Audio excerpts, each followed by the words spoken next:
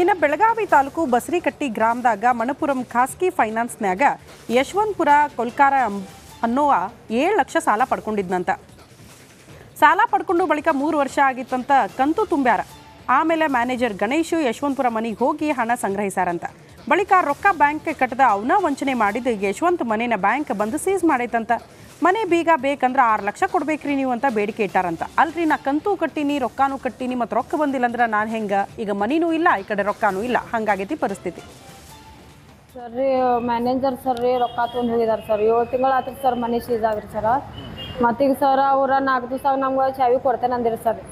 ಆದ್ರೆ ಅವ್ರು ಏನನ್ನತ್ತಾರು ಈಗ ಮ್ಯಾಗಿಂದನ ರಿಸಲ್ಟ್ ಅಂತ ಬಂದೈತ್ರಿ, ನಿಮಗೆ ಚಾವಿ ಕೊಡಕ್ಕೆ ಬರೋಲ್ಲ ಅನ್ನತ್ತಾರ ಸರ್ ಅವ್ರು.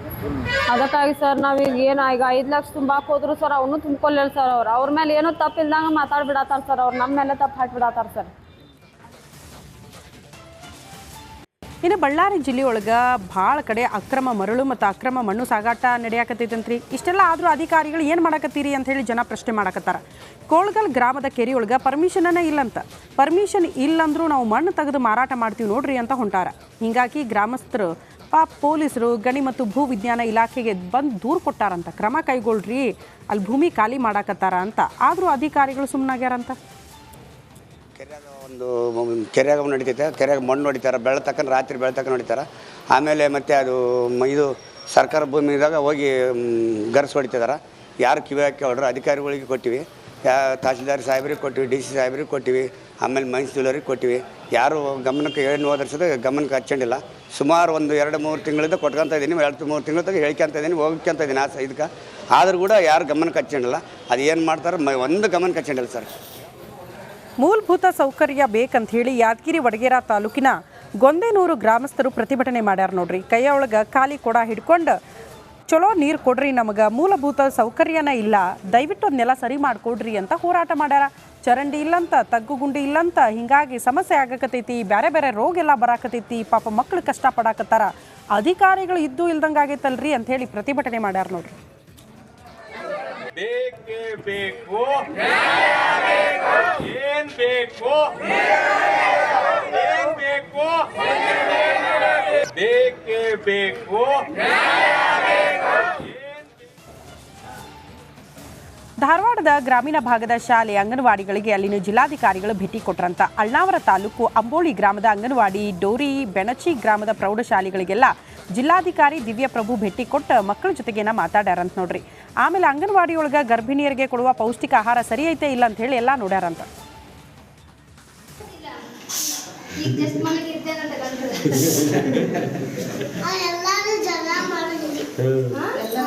ಜಗಳ ಮಾಡ್ತಾನೆ ಎಲ್ಲರೂ.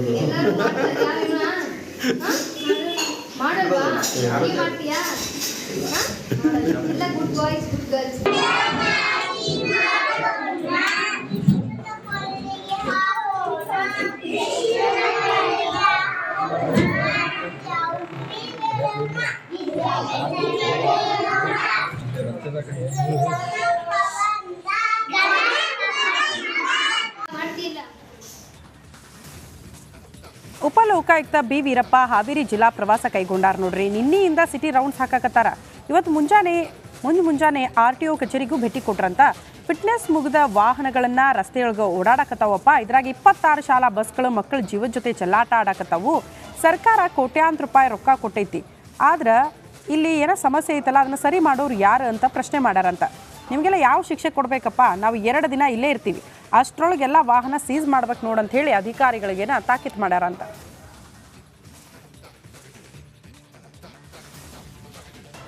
ಕಲಬುರಗಿ ಆಳಂದ ತಾಲೂಕಿನ ಕಜೂರಿ ಗ್ರಾಮದೊಳಗೆ ಕಾಡು ಹಂದಿಗಳ ಹಾವಳಿ ಭಾಳ ಜಾಸ್ತಿ ಆಗೈತಂತ. ಪಾಪ ರೈತರು ಕಷ್ಟಪಡಾಕತ್ತಾರ. ರಾತ್ರಿ ಹೊತ್ನ್ಯಾಗ ಹಿಂಡಾಗಿ ಬರ್ತಾವಂತ ನೋಡ್ರಿ. ಜಮೀನಿಗೆ ನುಗ್ಗಿ ಜೋಳ, ಕಡಲೆಕಾಯಿ, ಉಳ್ಳಾಗಡ್ಡಿ ಎಲ್ಲ ನಾಶ ಆಗಕತೈತಿ. ಕೈಗೆ ಬಂತು ಬಾಯಿಗೆ ಬರವಲ್ದು, ಹಿಂಗಾಗೈತಲ್ಲ ನಮ್ಮ ಪರಿಸ್ಥಿತಿ ಅಂತ ರೈತರು ಕಣ್ಣೀರು ಹಾಕಕತ್ತಾರ.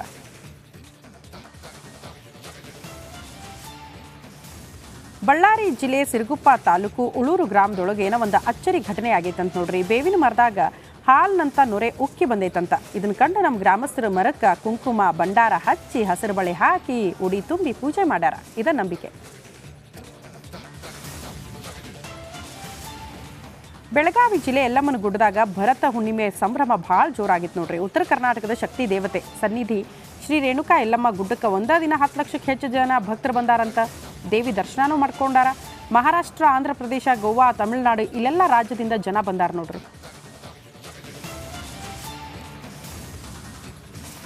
ವಿಜಯನಗರ ಜಿಲ್ಲೆ ಹೂವಿನಹಡಗಲಿಯೊಳಗೆ ನಾಳೆ ಐತಿಹಾಸಿಕ ಕಾರ್ಣಿಕೋತ್ಸವ ನಡೀತೈತಿ. ನಾಳೆ ನಡೆಯ ಕಾರ್ಣಿಕೋತ್ಸವಕ್ಕೆ ಗ್ರಾಮೀಣ ಭಾಗದ ಜನ ಎತ್ತಿನ ಬಂಡಿ, ಟ್ರ್ಯಾಕ್ಟರ್ಗಳಲ್ಲಿ ತಮ್ಮ ಕುಟುಂಬನೂ ಕರ್ಕೊಂಬಂದಾರಂತ.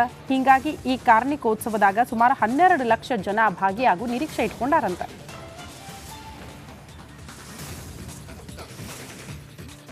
ವಿಜಯನಗರ ಜಿಲ್ಲೆ ಹರಪನಹಳ್ಳಿ ಪಟ್ಟಣದ ಹೊರವಲಯದಾಗಿದ್ದ ಮೈಲಾರಲಿಂಗೇಶ್ವರ ದೇವಸ್ಥಾನಕ್ಕೆ ಕಾರ್ಣಿಕೋತ್ಸವ ನಡೆದೈತಿ ನೋಡ್ರಿ.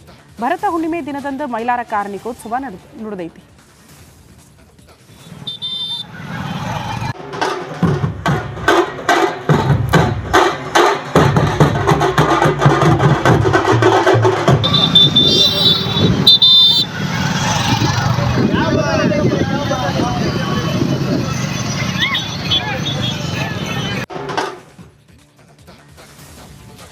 ವಿಜಯನಗರದ ಗತವೈಭವ ಸಾರುವ ಹಂಪಿ ಉತ್ಸವಕ್ಕೆ ದಿನಗಣನೆ ಶುರುವಾಗೈತಿ.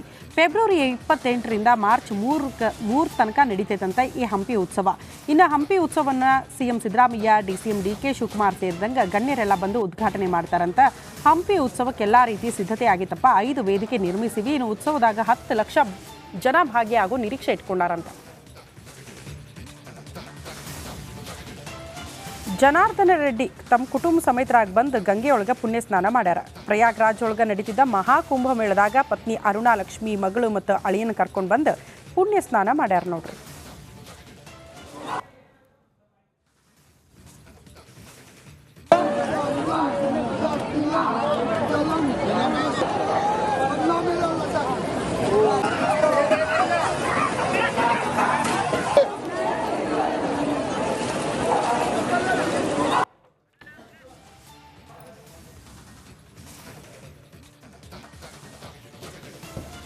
ಇನ್ನು ಬೆಳಗಾವಿ ತಾಲೂಕು ಬಸರಿಕಟ್ಟಿ ಗ್ರಾಮದಾಗ ಮಣಪುರಂ ಖಾಸಗಿ ಫೈನಾನ್ಸ್ನ್ಯಾಗ ಯಶವಂತಪುರ ಕೊಲ್ಕಾರ ಅನ್ನೋ 7 ಲಕ್ಷ ಸಾಲ ಪಡ್ಕೊಂಡಿದ್ನಂತ.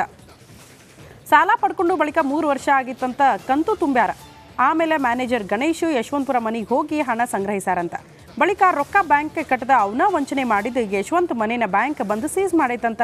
ಮನೆ ಬೀಗ ಬೇಕಂದ್ರೆ 6 ಲಕ್ಷ ಕೊಡ್ಬೇಕ್ರಿ ನೀವು ಅಂತ ಬೇಡಿಕೆ ಇಟ್ಟಾರಂತ. ಅಲ್ರಿ ನಾ ಕಂತು ಕಟ್ಟೀನಿ, ರೊಕ್ಕಾನು ಕಟ್ಟೀನಿ, ಮತ್ತು ರೊಕ್ಕ ಬಂದಿಲ್ಲ ಅಂದ್ರೆ ನಾನು ಹೆಂಗೆ? ಈಗ ಮನಿನೂ ಇಲ್ಲ, ಈ ಕಡೆ ರೊಕ್ಕಾನೂ ಇಲ್ಲ, ಹಂಗಾಗೈತಿ ಪರಿಸ್ಥಿತಿ.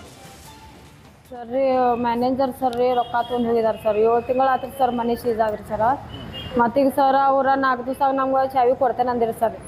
ಆದ್ರೆ ಅವ್ರು ಏನನ್ನತ್ತಾರು, ಈಗ ಮ್ಯಾಗಿಂದನ ರಿಸಲ್ಟ್ ಅಂತ ಬಂದೈತ್ರಿ, ನಿಮಗೆ ಚಾವಿ ಕೊಡಕ್ಕೆ ಬರೋಲ್ಲ ಅನ್ನತ್ತಾರ ಸರ್ ಅವ್ರು. ಅದಕ್ಕಾಗಿ ಸರ್ ನಾವೀಗ ಏನು ಈಗ 5 ಲಕ್ಷ ತುಂಬಾಕ್ ಹೋದ್ರು ಸರ್, ಅವನು ತುಂಬ್ಕೊಲ್ಲಿಲ್ಲ ಸರ್. ಅವ್ರ ಮೇಲೆ ಏನೂ ತಪ್ಪಿಲ್ದಂಗೆ ಮಾತಾಡ್ಬಿಡತ್ತಾರ ಸರ್. ಅವ್ರು ನಮ್ಮ ಮೇಲೆ ತಪ್ಪು ಹಾಕಿಬಿಡತ್ತಾರ ಸರ್. ಇನ್ನು ಬಳ್ಳಾರಿ ಜಿಲ್ಲೆಯೊಳಗೆ ಭಾಳ ಕಡೆ ಅಕ್ರಮ ಮರಳು ಮತ್ತು ಅಕ್ರಮ ಮಣ್ಣು ಸಾಗಾಟ ನಡೆಯಾಕತ್ತೈತಂತ್ರಿ. ಇಷ್ಟೆಲ್ಲ ಆದರೂ ಅಧಿಕಾರಿಗಳು ಏನು ಮಾಡಕತ್ತೀರಿ ಅಂತ ಹೇಳಿ ಜನ ಪ್ರಶ್ನೆ ಮಾಡಕತ್ತಾರ. ಕೋಳ್ಗಲ್ ಗ್ರಾಮದ ಕೆರೆಯೊಳಗೆ ಪರ್ಮಿಷನನ್ನ ಇಲ್ಲಂತ. ಪರ್ಮಿಷನ್ ಇಲ್ಲಂದ್ರೂ ನಾವು ಮಣ್ಣು ತೆಗೆದು ಮಾರಾಟ ಮಾಡ್ತೀವಿ ನೋಡ್ರಿ ಅಂತ ಹೊಂಟಾರ.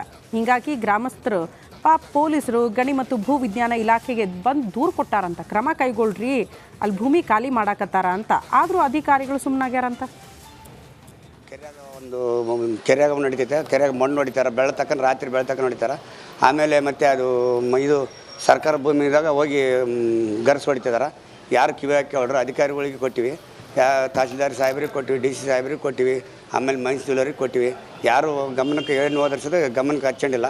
ಸುಮಾರು ಒಂದು 2-3 ತಿಂಗಳಿಂದ ಕೊಟ್ಕೊಂತ ಇದ್ದೀನಿ. 2-3 ತಿಂಗಳ ತನಕ ಹೇಳ್ಕೊಂತ ಇದ್ದೀನಿ, ಹೋಗ್ಕೊಂತ ಇದ್ದೀನಿ ಇದಕ್ಕೆ. ಆದರೂ ಕೂಡ ಯಾರು ಗಮನಕ್ಕೆ ಹಚ್ಕೊಂಡಿಲ್ಲ. ಅದು ಏನು ಮಾಡ್ತಾರೆ ಒಂದು ಗಮನಕ್ಕೆ ಹಚ್ಕೊಂಡಿಲ್ಲ ಸರ್.